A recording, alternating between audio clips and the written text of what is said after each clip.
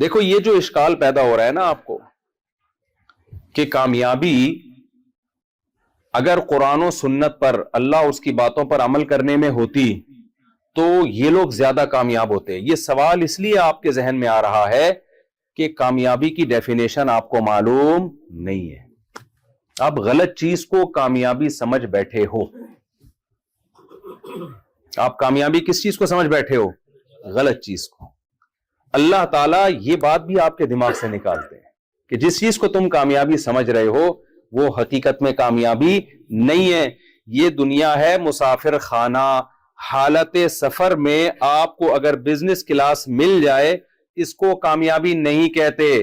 ایک پھانسی کے مجرم کو بزنس کلاس میں بٹھا کے ٹرین میں لے جایا جا رہا ہے اور آگے پشاور میں اتار کے اس کو پھانسی کے پھندے پہ لٹکایا جائے گا تو کوئی شخص آ کے اس سے کہے تو کامیاب ہے. اور ایک اکانومی کلاس میں دروازے پہ لٹک کے سفر کر رہا ہے اور پشاور اسٹیشن پہ پہنچنے کے بعد پورے پروٹوکول کے ساتھ اس کا استقبال ہونے والا ہے. وہ غلطی سے غلط ٹرین میں بیٹھ گیا. میرے ساتھ تو ایسا ہوا ہے, میں غلطی سے غلط ٹرین میں بیٹھ گیا تھا تو پوری ٹرین میں ہی میں ایسے ہی گیا ہوں. صحیح ہے نا. اس نے کہا مجھے وہ جو نہیں ہوتا جو ٹی ٹی والا, اس نے بولا کہ اگلے اسٹیشن پہ آپ کو آپ کی اوریجنل ٹرین مل جائے گی. تو اگلے کے چکر میں اسی طرح پہنچ گئے ہم. لیکن جب میں لاہور پہنچا ہوں تو استقبال کے لیے 20 لوگ کھڑے ہوئے تھے. کبھی بھی موجودہ حالت کو دیکھ کر کامیابی یا ناکامی کا معیار متعین نہیں کیا جاتا. ہمیشہ منزل کو دیکھا جاتا ہے, فیوچر کو دیکھا جاتا ہے. جس کا فیوچر اچھا ہے وہ کامیاب ہے, جس کا فیوچر برا ہے وہ ناکام ہے. اب یہ فیوچر کیا ہے بھائی؟ آپ کہہ سکتے ہیں بھائی فیوچر کا تو کسی کو کچھ بھی پتا نہیں ہے. ہم تو ابھی حالت دیکھیں گے نا. آپ کے ہاں کوئی بچی کے لیے کوئی بندہ آیا رشتہ لے کے, آپ کہتے ہیں بیٹے کیا کماتے ہو؟ وہ کہتے ہیں ابھی تو کچھ نہیں کما رہا, فیوچر میں 1 کروڑ روپے کماؤں گا. دوسرا آیا, بیٹا کیا کماتے ہو؟ 1 کروڑ روپے کما رہا ہوں, فیوچر کا کچھ پتا نہیں ہے. کس کو دو گے؟ جو کما رہا ہے بھائی. کیا خیال ہے؟ یہاں ایک سیکولر اور لبرل لوگ دماغ میں ایک وسوسہ ڈالتے ہیں, ابے فیوچر کس نے دیکھا ہے بھائی؟ یہ مولوی لوگ فیوچر کی باتیں کر کر کے تمہاری 4 شادیاں کرا دیتے ہیں اور تمہیں جنت کے لالچ دے دے کے تمہارا بیڑا غرق کرا دیتے ہیں. نہ دنیا کے رہتے اور مرنا تو سب نے ہے, تو فیوچر کا کیا پتا یار کیا ہوگا. حال کو دیکھو, ابھی کون خوشحال ہے اور کون بدحال ہے, اس کو دیکھو. فیوچر کی ایسی کی تیسی. پھر یہی مثال ہو سکتا ہے دے دیں بھئی ایک ابھی کما رہا ہے یار. اب میں کہوں پاکستانیوں کا فیوچر بہت اچھا ہے لہذا ہم جاپانیوں سے زیادہ کامیاب ہیں, کوئی مان لے گا اس بات کو؟ بولے گا پتہ نہیں اس سے بھی بدتر نہ ہو جائے جو ابھی چل رہا ہے. ہو سکتا ہے اس سے, اللہ کرے اس سے اچھا ہو جائے. امید پہ دنیا قائم ہے. حال دیکھا جاتا ہے بھائی. تو یہ بات بالکل درست ہے کہ فیوچر کا کیا پتا, لیکن وہی ہم پرانی مثال کی طرف آتے ہیں جہاں فیوچر کا یقین ہو اور اس یقین پہ دلائل قائم ہو کہ جس کا حال اچھا ہے, اگر اس نے اللہ کو ناراض کر کے زندگی گزاری, دلائل سے یہ بات ثابت ہو جائے کہ اس کا فیوچر اچھا نہیں ہے. دیکھو کورٹ نے فیصلہ کر دیا کہ اس کو سزائے موت ہے. اب اس کے بارے میں کوئی کہہ سکتا ہے کہ اس کے فیوچر کے بارے میں ہم کنفرم نہیں ہیں کیونکہ 1 کروڑ روپے کما رہے ہیں نا. یہ وہی 2 بندوں کی مثال دے دیتا ہوں جو رشتہ لینے کے لیے آئے تھے. ایک کما رہا ہے 1 کروڑ ابھی اور ایک کہہ رہا ہے کچھ پتا نہیں بھائی, ہو سکتا ہے فیوچر میں 1 کروڑ روپے کما لوں, میرے پاس ڈگریاں ہیں, سند ہے, ایجوکیشن ہے, فیوچر میں کما سکتا ہوں لیکن حاضر سروس نہیں ہوں ابھی میں. آپ دو گے اس کو جو ابھی کما رہا ہے, لیکن وہ جو تھا نا جو ابھی نہیں کما رہا, اس نے ڈاکومنٹس نکال کے دکھائے, کورٹ کا فیصلہ آپ کے سامنے رکھ دیا کہ یہ جو کما رہا ہے نا سر, اس کو سزائے موت سنائی جا چکی ہے. یہ کورٹ کا فیصلہ ہے, لکھا ہوا. سمجھ میں آ رہی ہے بات؟ یہ دیکھ لیں, یہ اخبار کا ساشا ہے, اس میں اس کا نام ہے, اخبار میں شائع ہوا ہے کہ اگلے سال اس کو لٹکا دیا جائے گا.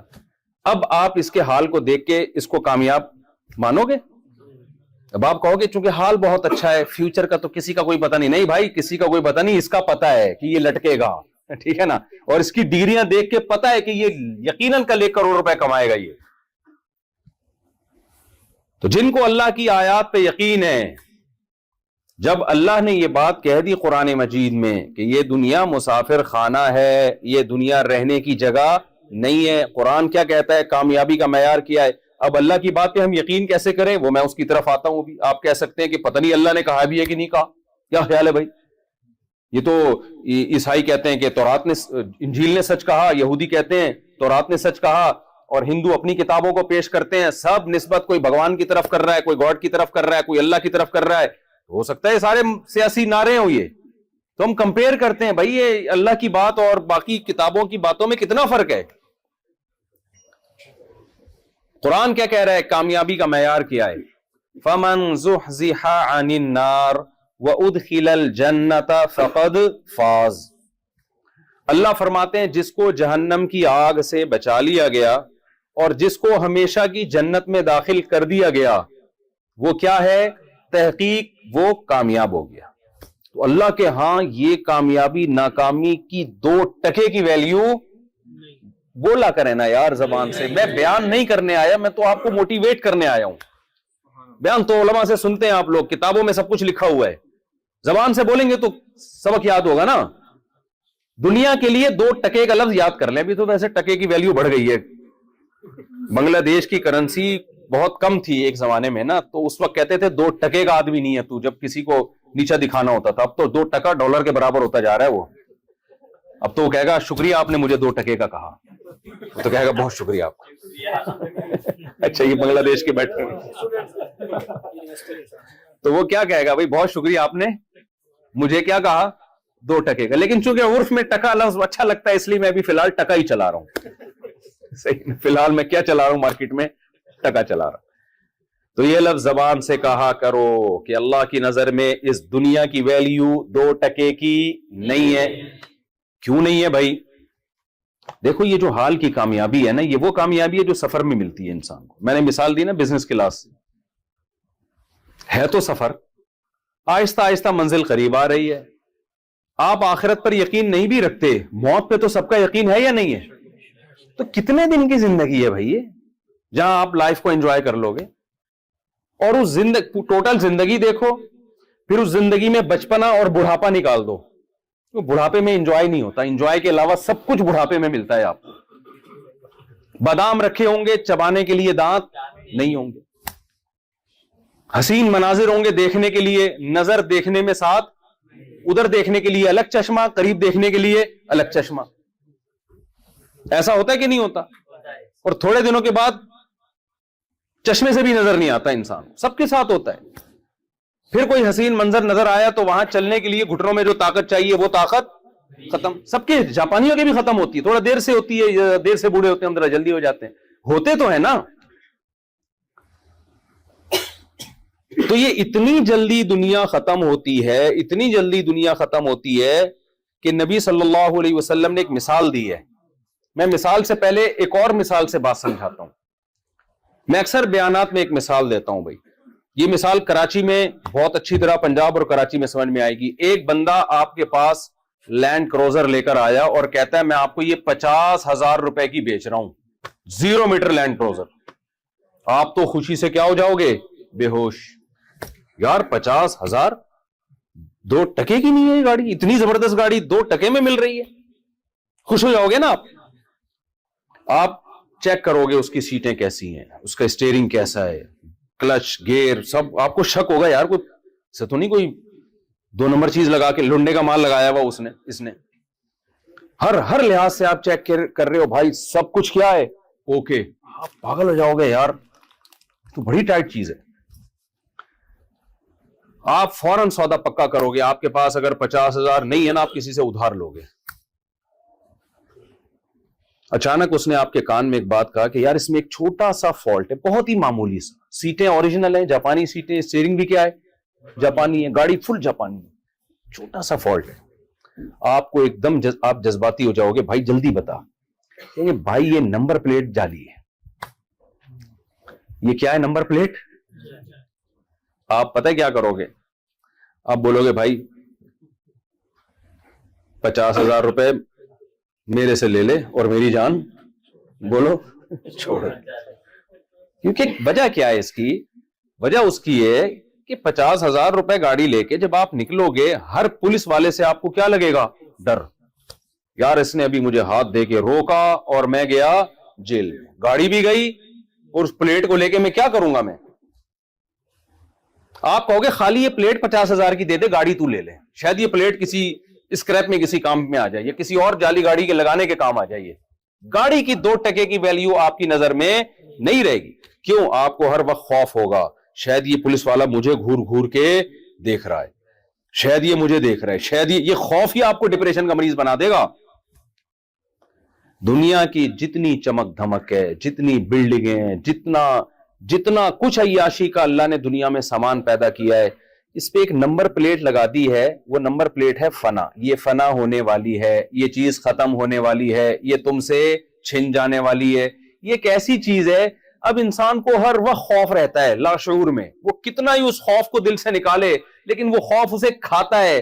یار میری یہ دولت چھن سکتی ہے، میری یہ صحت چھن سکتی ہے، میری عیاشی چھن سکتی ہے۔ یہ خوف انسان کو ڈپریشن میں، سٹریس میں لے کے جاتا ہے۔ یقین نہ آئے تو دیکھ لیں، دنیا کی عیاش ترین قومیں جن کے پاس ٹینشن کی کوئی چیز نہیں ہے، سب سے زیادہ ٹینشن انہی ملکوں میں پائی جائے گی۔ کیوں؟ کچھ خوف ایسے ہیں جو گورنمنٹ کے اختیار میں نہیں ہے، گورنمنٹ لوگوں سے وہ خوف چھین نہیں سکتی۔ ابھی زلزلہ آیا نا جاپان میں، کیا گورنمنٹ شیورٹی دے سکتی ہے کہ زلزلہ کبھی نہیں آئے گا؟ بولو نا، کیا ہو گیا بھائی؟ یہ ہو سکتا ہے کیا؟ کیا سونامی طوفان سے گورنمنٹ بچا سکتی ہے لوگوں کو؟ کووڈ-19 جب آیا کروڑوں لوگوں کی جان لے کر گیا ہے، کس قدر خوف۔ یہ خوف وہی کسٹم والی نان پیڈ کسٹم جو گاڑی ہے نا، اس کی طرح ہی ہے۔ ہر وقت کیا ہوگا؟ خوف آپ لاشعور میں، یہ ختم ہونے والا ہے، یہ ختم ہونے والا ہے، یہ ختم ہونے والا ہے۔ اس دنیا میں سکون سے وہی رہ سکتا ہے جو اس کو پہلے سے مسافر خانہ سمجھ لے اور یہاں کی کامیابی کو کامیابی نہ سمجھے، یہاں کی ناکامی کو ناکامی نہ سمجھے۔ اس کو مسافر خانہ سمجھ کے تو انجوائے کیا جا سکتا ہے میرے بھائی۔ اس کو اگر اصل جگہ سمجھ لی تو انجوائمنٹ کے علاوہ آپ کو دنیا کی ہر چیز ملے گی۔ ایک آدمی ٹرین میں بیٹھا ہوا جا رہا ہے اور ڈبے کو اپنا سمجھنا شروع کر دیا اس نے کہ اس بوگی میں جا رہا ہوں، یہ میری نانی سے مجھے وراثت میں ملا ہے اور یہ میرا ڈبہ ہے۔ اب ہر اسٹیشن پہ اس کو خوف ہوگا نا، اور جیسے جیسے اس کی منزل قریب آئے گی خوف بڑھتا شروع ہو جائے گا، یار ابھی مجھے یہاں سے کیا کریں گے۔ دیکھو ایک غریب آدمی کو بزنس کلاس میں بٹھا دیا، جھونپڑی سے نکال کے کہاں بٹھا دیا؟ Business class. جیسے آپ لوگ کو پاکستان سے اٹھا کے یہاں شفٹ کر دیا گیا، تو آپ کے لیے تو ایسے ہی ہے جیسے بزنس کلاس میں آ گئے آپ لوگ۔ تو ایک غریب آدمی کو کسی نے کیا کیا، نہلا دھلا کے اچھے کپڑے پہنا کے بزنس کلاس میں بٹھا دیا۔ اور وہ اس کو بڑا مزہ آیا، اے سی کی ہوائیں آ رہی ہیں، بٹن دبا رہا ہے، کولڈ ڈرنک آ رہی ہے۔ کراچی پاکستان میں کمی آتی ہے لیکن آنی چاہیے بہرحال۔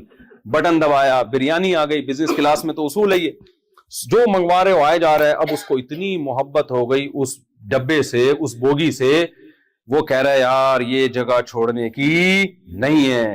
اور وہ جو اسٹیشن پہ کھڑے ہوئے ہیں نا، شربت بیچ رہے ہیں، گنے کا جوس بیچ رہے ہیں، ان کو ناکام سمجھنا شروع کر دیا۔ یار ان کی کوئی زندگی ہے، پریزنٹ دیکھو، حال دیکھو، فیوچر مت دیکھو۔ میرا حال کتنا اچھا ہے، کیسے 3 پیس سوٹ ٹائی میں بیٹھا ہوا ہوں، اور یہ نہیں پتا تجھے زکوٰۃ میں ملا ہے میرے بھائی، آگے جا کے چھین لیا جائے گا۔ اور کیسے میں بزنس کلاس میں لائف کو انجوائے کر رہا ہوں۔ انجوائے نہیں کر رہا تو اس لیے کہ تو نے اس کو اپنا ڈبہ سمجھنا شروع کر دیا ہے۔ بے وقوف آدمی، جیسے جیسے منزل قریب آئے گی تجھے وہ جھونپڑی یاد آنا شروع ہوگی کہ تھوڑے ہی ٹائم رہ گیا، 1 اسٹیشن 2 اسٹیشن،